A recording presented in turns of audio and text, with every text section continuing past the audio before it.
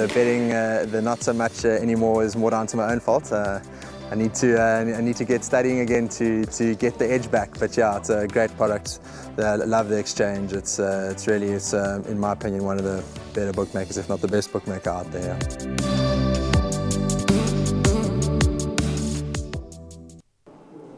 Race 6 on the card. It's a fillies and mares 73 handicap set to be run over the 1,000 meters. So it is a sprint. It is a competitive lineup, and it's going to go off at 3.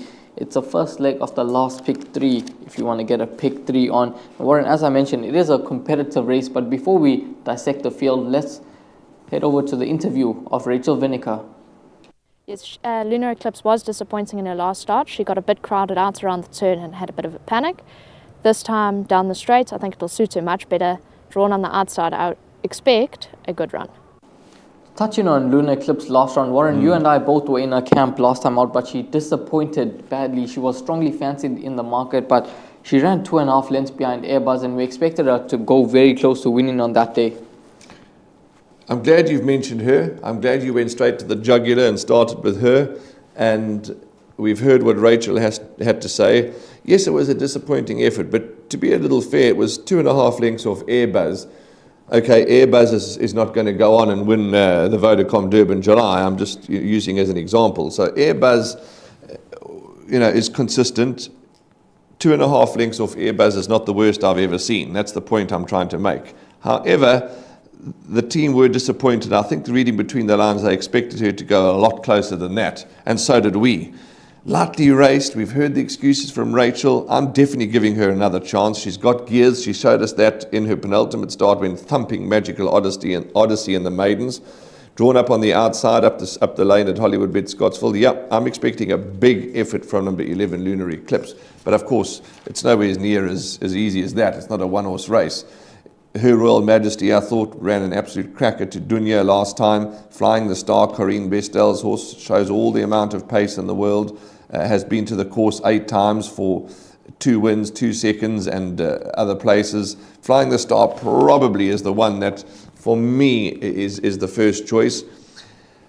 You also like Flying the Star? Yes, I'm in the camp of Flying the Star. Quite like her chances in this lineup. She's back at Scottsville, the track that she absolutely enjoys. 8 tries at the course, 2 wins, 2 seconds, 1/3, 1/4. Craig Zaki takes the ride. And I think that Flying the Star is going to run a cracker in this lineup. She enjoys the course and distance. She's yet to miss the money from her 4 starts, 1 win, 2 seconds, and 1/4. And I think that she's going to go close in this lineup. She's taken on a bit stronger in her last sort of 3-4 starts. And I definitely think that at around 8-1, she's tremendous value. She ran behind Purple Merchant last time out, but that was at Greyville. Don't think the 1200 around the turn quite suits her. 1,000 meters and 1,200 meters down the straight is what is ideal for her.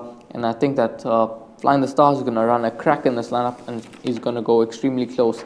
The 7-horse Casa Rosada, now she gets the 4 kgs off her back, so she has no weight of 50 only. And fair to say, I think it's a postal stamp. And I think that Casa Rosada, yes, it is over the 1,000 meters, but I think she's definitely a horse that you got to include into those trifectas and quartets. And around 10-1, she's the type of horse that you want to run into those to make those dividends pay. Touching on the 3, Miss Leela, the other guard puller runner.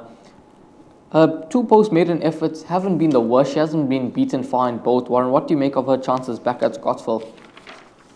Certainly, I did highlight that in the book here, that Miss Leila's been 5 times to Scottsville for 1/4, so that is a small concern for me.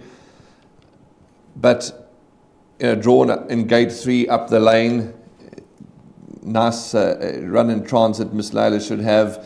3rd to Princess T, had a valid excuse, cut into left hand. I give her a chance. I certainly give her a chance, but I am a bit concerned that she seems to be better at Hollywoodbet's Greyville. One more horse I want to get your opinion on before we close off race 6 is the 2, Imber JJ. Now, her last 2 runs have been bitterly disappointing, and back at Scottsville, over the 1,000 meters, how do you think she'll run in this lineup? I don't know, to be quite frank with you, and I'm on the fence with her. I want to see improvement.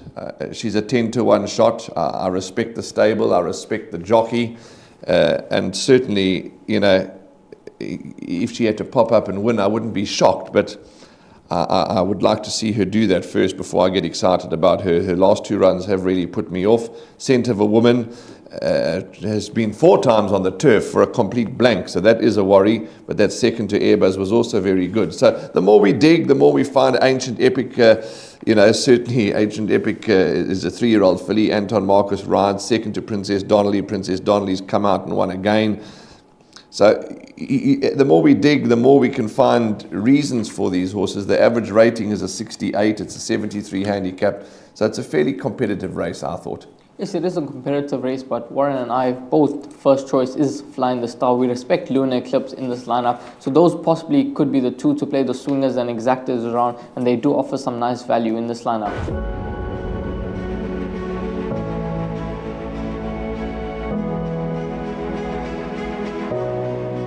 Good fun. Days like these are great. You get the whole industry together, and to have, companies and corporations like Interbet and Cape Racing who are so generous with sort of time and energy into making a day like this possible is it's fantastic for everyone.